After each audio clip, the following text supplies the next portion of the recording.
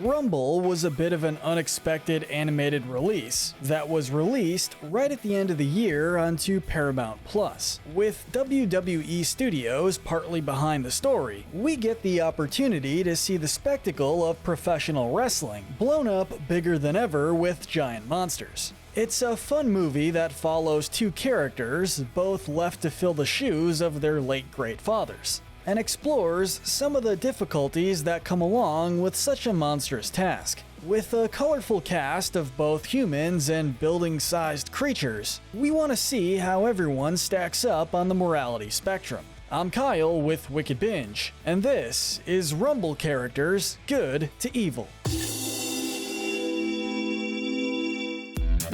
As usual, we'll begin with the most noble character and work our way down to the most evil. These characters are the good. We have to say the gold wrestling belt of good goes to none other than Rayburn Jr. He's one of the two main characters in the movie, and we have to say that he comes off as just slightly more noble. He isn't perfect by any stretch of the imagination. He is incredibly lazy and doesn't seem to have any real drive in life.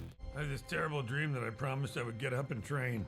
He lives in a sort of shame, losing fights professionally under another name, because he knows that he'll never live up to his father's legacy. And, as he points out later in life, he hasn't been happy in a long time. In fact, he comes off as suffering from depression, which is why it's nice to see him break through that depression, not only for himself, but for his new friend, as well as the entire city of Stoker. Yes, Winnie does a lot for the city too, and never gives up, but we can't overlook that poor Rayburn here is the one putting himself in actual physical danger. All the way to the point that he challenges the toughest monster around, the actual champion, to a one-on-one match for the arena. And for this level of courage and bravery, we have to give him the gold medal. But not far behind him, we have Winnie with the silver. Desperate to live up to her dad's great legacy, she takes it upon herself to make him proud and save everything that he built. We have to give her a lot of the same credit we gave to Rayburn, as the city wouldn't have been saved if not for her persistence and dedication. But she does this, at least at the start, without much concern for what Rayburn wants. She kind of pressures him into it, knowing that he doesn't really want to be a fighter, or anything like what his father was. That said, she comes around eventually, and learns how to help Rayburn find happiness as well. And the two of them go on to save the arena and the city of Stoker. We're giving the bronze medal to both Jimbo and Rayburn Sr., the dads of Winnie and Rayburn Jr. respectively. They don't have a whole lot of screen time as they've been gone for so long, and most of what we hear about them is practically legend, but they were both great dads to our heroes, and raised them in part to be the people, or monsters, that they are today. Next up, we have Winnie's mom. She really falls into the classic supportive mom animated trope, but that's totally fine. She supports Minnie in everything she does, even if it's a monumental task like going to find a new monster to bring back home to the arena. She also does everything she can to make Winnie feel better once the mayor signs over the deed to the arena for demolition,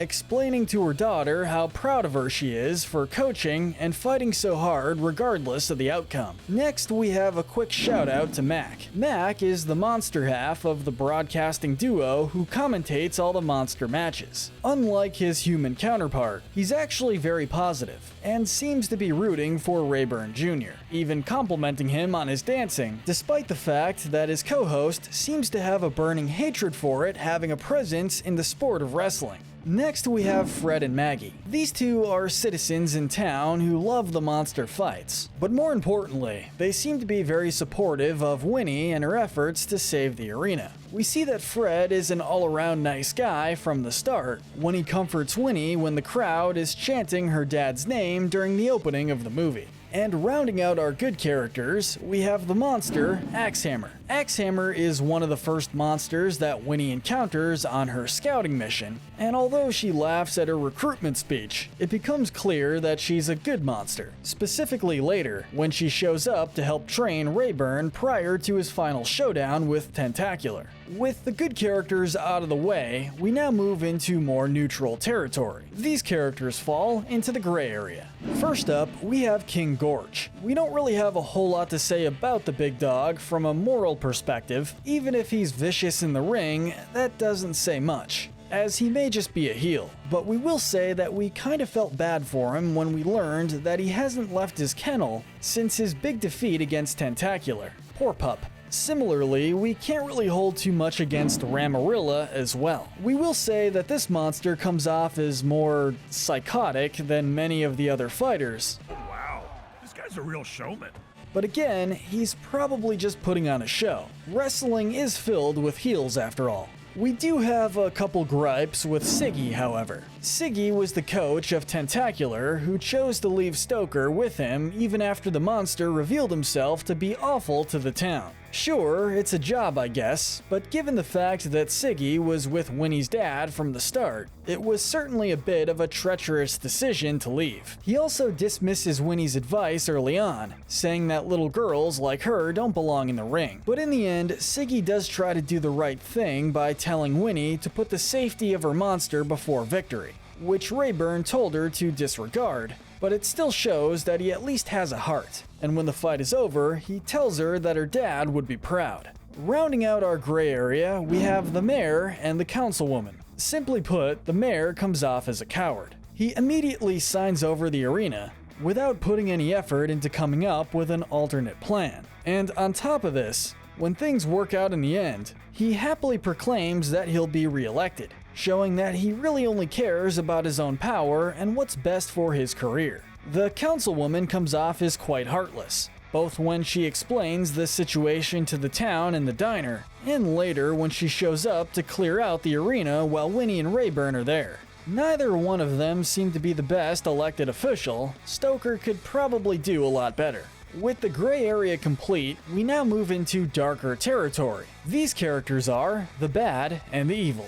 Our bronze medal of evil has to go to Tentacular's agent. There really isn't anything redeemable about this guy. He's totally apathetic to anyone else's plights, and is completely and totally narcissistic, which makes a lot of sense given the fact that he represents Tentacular.